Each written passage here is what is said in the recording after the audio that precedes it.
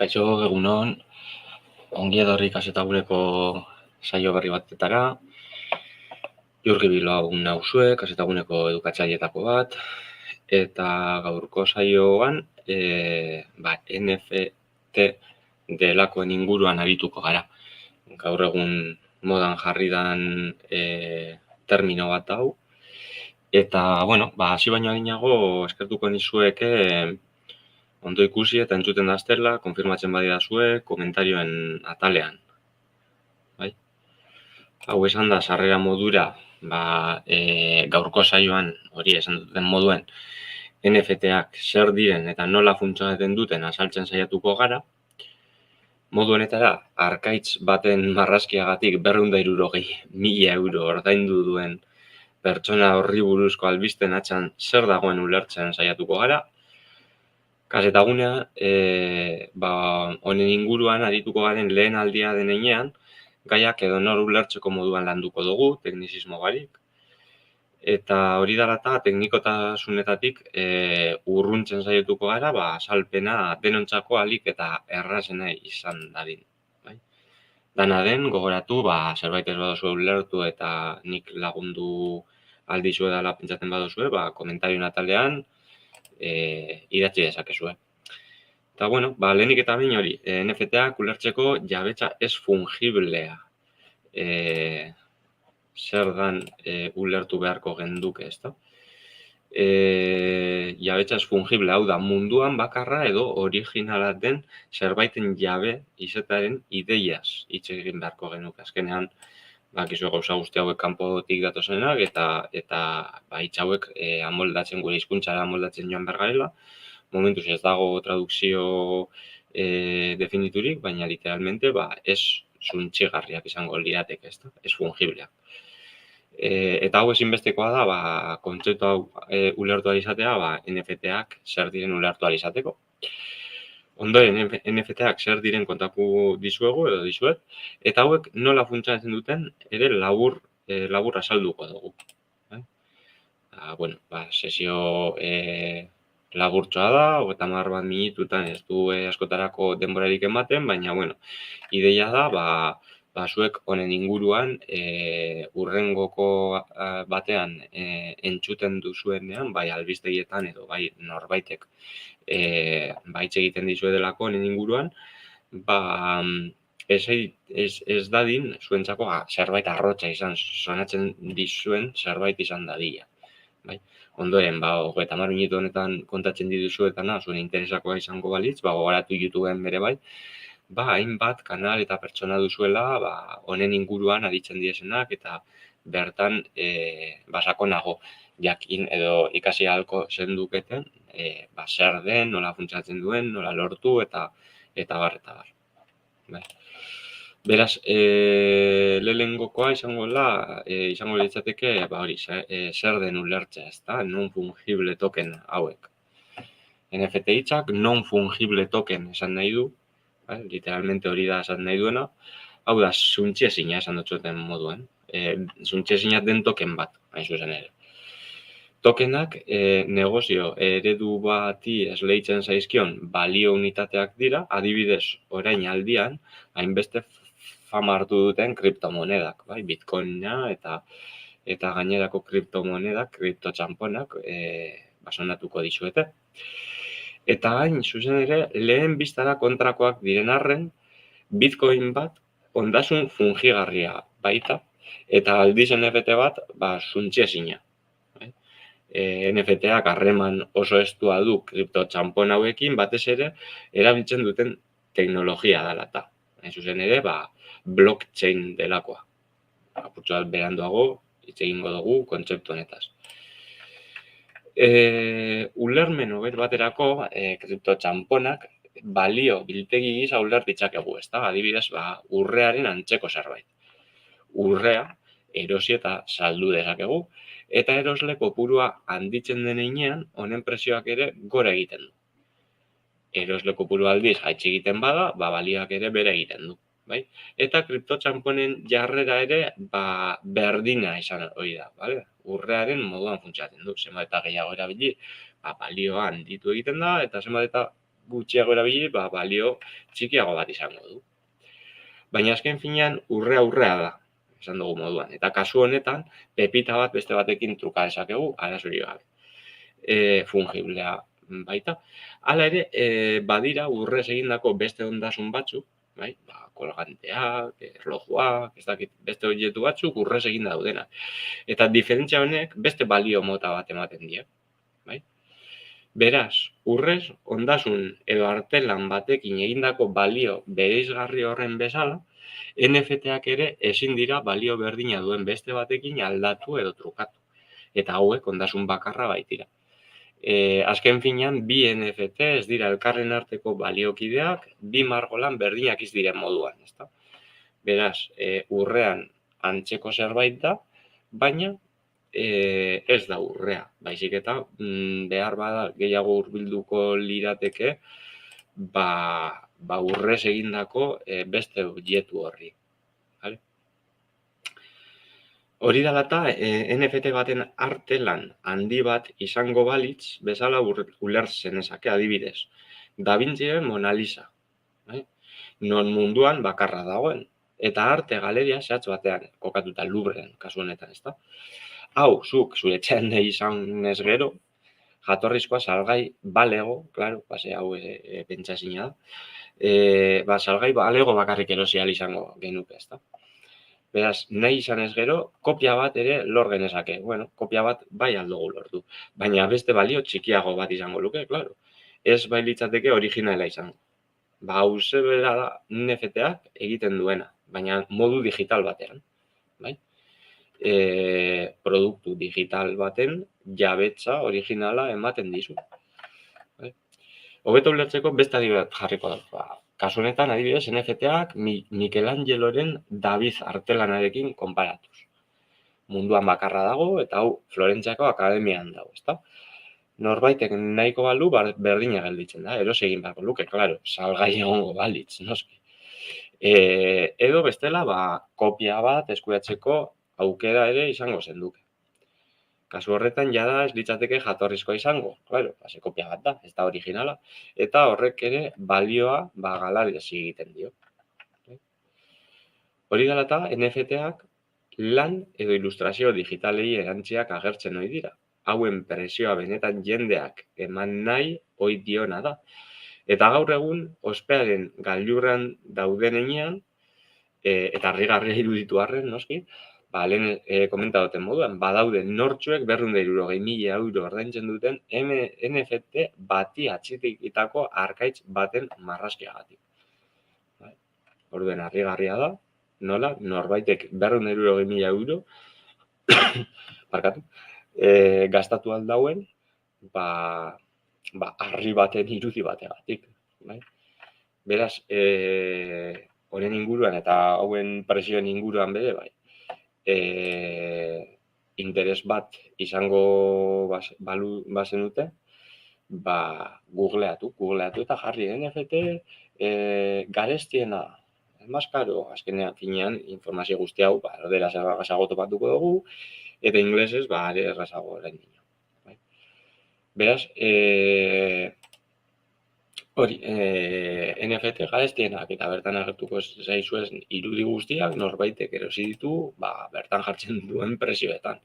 Harrigarria iruditu arren, badago jentea, hau egiten duena. Ondoren ikusiko dugu nola honen helburua nahiko espekulatiboa dela, baina, bueno,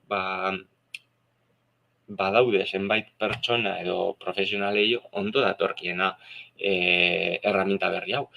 Hain zuzen ere, artelanak, pintoreak, eskultoreak, eta artean munduan mugitzen diren profesional horiek sortzen dituzten produktu digitalak monetizatu ahal izateko modu egoki bat izango litzateke. Baina bertan dagoen guztia ez da artea eta badago jente asko non espekulazioaren bidez dirua irabazteko besterik ez duela erabiltzen. Beraz, beren bentaja eta desbentajak ditu zentzu horretan. Eta esan dugu moduan, kuadro honek, eskultura hauek, ez fungibleak izango lirateke, suntsikorrak, ezta? Eta original bat izanik, beste guztiak kopiak izango lirateke eta hauen presioa edo balioa jaitsi egingo litzateke. Eta kontrako adibidea jartzearren, suntsikorrena jarri dugu hemen, gauza guztiak berdinak dira, bertan ikusi dezakegu pilo bat diru, denak berdinak eta balore edo balio berdinarekin. Beraz, hainbeste berdin daudenean, ordezkagarriak dira. Adibidez, diruari gertatzen zaio, no? Berez, suntsikorra edo fungiblea izango litzateken zerbait da, dirua, eta ez suntsikorra edo non-fungible izango litzateke, adibidez artelan bat. Beraz, Bitcoin, Ethereum edo delako kriptotxanpon guztiak hemen barnean sartuko genituzke, suntsikorretan, eta aldiz NFT-ak artelanen kategorian sartu ahalko gendukeen kontzeptu bat izango litzateke. Hau izan da, guzti hau NFT, kriptotxanpon eta bar guzti hauen kontrola edo mugimendua bertan gertatzen da, ezta? Blockchain. Harinago komentatu dudan zerbait da, nola NFT-ak eta Bitcoinak badutela gauza batzuetan zerikusia, adibidez erabiltzen duten teknologian, hau funtzionatu ahal izateko, eta blockchain biek erabiltzen dute blockchaina, baina gero desberdintasunak ere badaude suntsikorrak eta ez-suntsikorren artean, bai? NFT-ak ez-suntsikorrak, Bitcoinak, Ethereuma eta diru guztia, suntsikorrak. Baina biek mundu digitalean noski, NFT eta kriptotxanponen munduan, ari naiz mintzatzen, blockchaina delako hau existitzen da, non NFT-ak bloketan gordetzen dituen teknologia bat dalako. Eta hau bera da egiten duena kriptotxanponekin. Informazio guzti hau, datu base seguru baten barruan sartzen dute. Bloke bakoitzak gainerako guztien informazioa du, eta modu horretan, katean aldaketaren bat dagoenean, gainerako bloke guztiek baliaztatu egin behar dute. Transakzio bat, mehatxaritza izango litzateke, adibidez, kriptotxanpon hauek kodigo bitartez, programazioaren bitartez, lortzeko modua, mehatxaritza. Azken finean, badakizue, Bitcoin edo kriptotxanpon guzti hauek urrearen simila diren heinean, kriptotxanponak ere minatan edo mehatxetan ateratzen da, mehatxariak dira mineroak hau lortzen dutena, programan kodigoa sartzari, kodigoa pikatzea deitzen zaio, mehatxariek urrea ateratzeko mehatxetan egiten duten moduan. Orduan, simil asko ditu kriptotxanponen mundu honek urrearen munduarekin. Baina edozein gauzatarako, adibidez, transakzioetarako balioko luke. Beraz, transakzioak bloke batetik beste batera suertatzen dira, baina guztiek balioztatu behar dute. Eta hain zuzen ere, hau da, segurtasun apurtxo bat gorago berba egin dugun datu base seguruaren kontua. Erabat transparentea da, eta edonork ikusi dezake, en tiempo real esaten dana, zuzenean, transferentzia guztiak, suertatzen direnak, blockchain honetan. Orduen nola funtzionatzen dago NFT batek blockchainen barruan? Galdutuko duzu zuen bueri. Blockchain teknologiaren edo bloke katearen bidez funtzionatzen du. Ikusten duzuen moduan irudian, badago artelan bat munduko edo blockchainen barne horretan, badago beste artelan bat beste lekuren baten, barnean karterak egongo dira, diru kriptotxamponekin, ezta? Eta blockchain teknologiaren edo bloke katearen bidez, guzti horrek funtzionatzen du. Hau, Ethereum sarearen estandarretan oinarritua dago. Bai, azken finean, famatuena edo ezagunen egingo zaizuen kriptotxampona bitcoina izango denean, horren inguruan hitz egin dizut, baina, Ethereuma beste kriptotxampon mota bat izango litzateke, eta zuzen ere NFT-en kontu hau, Ethereum sarearen estandarrean oinarritua dago. Eta ordenagailu sare dezentralizatu baten bidez, bloke estekatuekin eta kriptografia erabiliz funtzionatzen du. Apurtxo hori izango litzateke, segurtasun hori ematen duena, dezentralizazioari esker, ez du hau pertsona bakar batek kontrolatzen, baizik eta sare guztiak kontrolatzen du, gogoratu bloke guztiek balioztatu behar dutela edozein transakzio, eta hori bloke estekatuekin eta kriptografia erabiliz segurtasun hori lortuz. Beraz, hau erabiltzaren abantaila batzuk izango lirateke, estandarizazioa, apurtxo bet, bere garaian, segurantzean,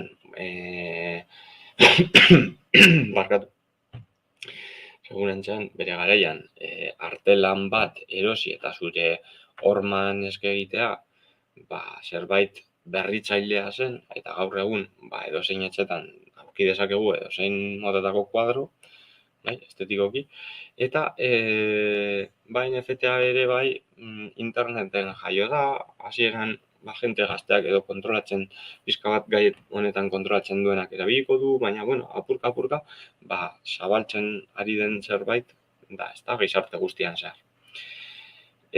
Merkaduratzeko nahiko erraza da, azken finean gogoratu esan dizutala, hau, oraintxe bertan, hoberen datorkienari, artelanak, pintoreak, eskulturak, edozein arte mota digitalizatu alduena, eta hori eginez, monetizatzeko edo dirua eskuratzeko helburua duenarentzako oso herramienta interesgarri bat iruditzen zait, ezta? Azkenean, beran etxean kuadroak fisikoki pintatu beharrean, ordenagailu baten bidez irudi original bat sortu eta erraztasun handiz merkataratu alpaduzu, zuk zure etxean irudia sortu duzu eta Alemania edo Inglaterra edo Frantzia edo Estatu Batuak edo Txinako norbaitek euro batzuak gandik, diru kriptotxamponekin, normalean kriptotxamponekin funtzionatzen dago honek, ez da?